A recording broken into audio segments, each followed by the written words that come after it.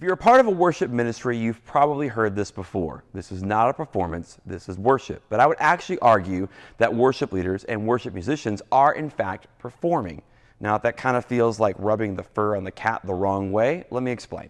Hey, it's Dave Dolphin at PracticalWorshipBlog.com, sharing ideas, tips, and practical advice for the everyday worship leader. And the terms worship and performance, I don't think have to be mutually exclusive. You can have both, and I would say that both are important. You need to worship and you need to perform, but I probably need to explain what I mean when I say perform. I think that the word performance has such a negative connotation in worship ministries is that we interpret that to mean that the performer is doing what they're doing to bring attention to themselves. We think of people like Justin Timberlake or Justin Bieber who are very good performers. We think about going to a concert where they take the stage, all the lights are on them, and we're entertained by what they do. It also has this connotation that the performer isn't being themselves, or they're trying to be something that they're not, or they're trying to be fake, or they're trying to be bigger than they really are. But I don't think that performing automatically means that you're trying to bring attention on yourself, or that you're trying to be something that you're not. You can perform to do those things, but you can perform to not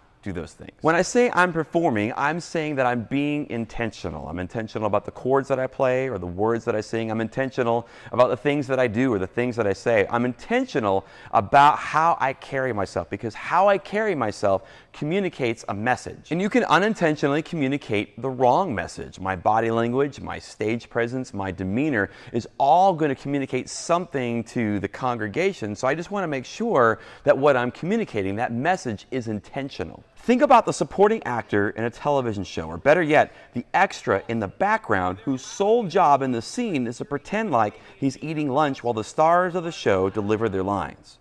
Is that person acting? Are they performing? Yes, they are. But are they performing to bring attention to themselves, or are they there to support the lead character to make sure the attention is on him? What about the person singing background vocals for Justin Timberlake? Are they performing? Well, sure they are, but they're there to support Justin and what he's doing because he's the lead. As worship leaders and worship musicians, God is our lead, and when we perform, we are doing everything we can to support Him and convey Him in the most truthful way that we can to the church. To perform as an actor takes a lot of work. A good actor is going to study their script. They're going to know the ins and the outs. So they're going to know what they're supposed to say and what the other characters are supposed to say. They're going to think through, what is that character feeling at the moment? Are they happy? Are they mad? Are they scared? A good performer puts in the work. A good performer is prepared when it's time. In fact, my lack of preparation and performance quality can actually be a distraction. And when someone is performing and they're being intentional about the message that they're communicating, that might mean that they have to do things that in the moment don't feel natural to them, but come across as natural to the congregation. Sometimes that means I need to be intentional about making sure that my body movements are really big so that the message that I'm communicating communicates all the way to the back of the room. Sometimes that means I need to speak slower and be intentional about that because I have a tendency to speak fast and no one can understand me. Sometimes it means that I have to be a little bit more excited than I feel at the moment.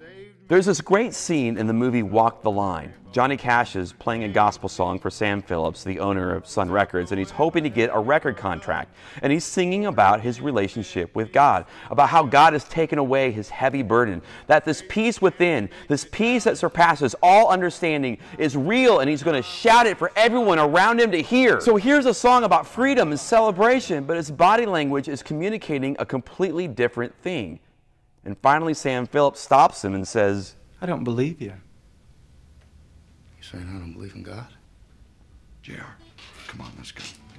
No, I want to understand. I mean, we come down here, we play for a minute, and he tells me I don't believe in God. Now, it's not that Johnny Cash didn't believe in God. And in the movie, he goes on to sing a completely different song, but maybe the problem wasn't the song.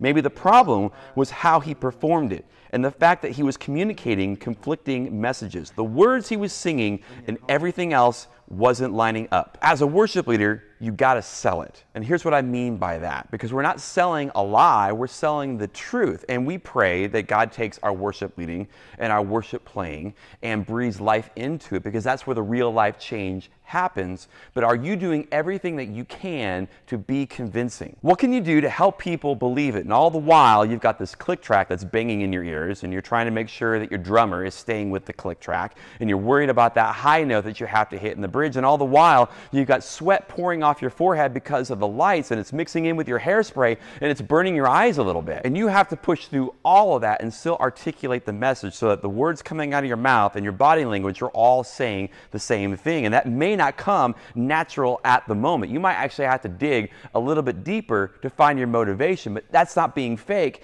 That's part of performing. We want to be real. We want to be authentic.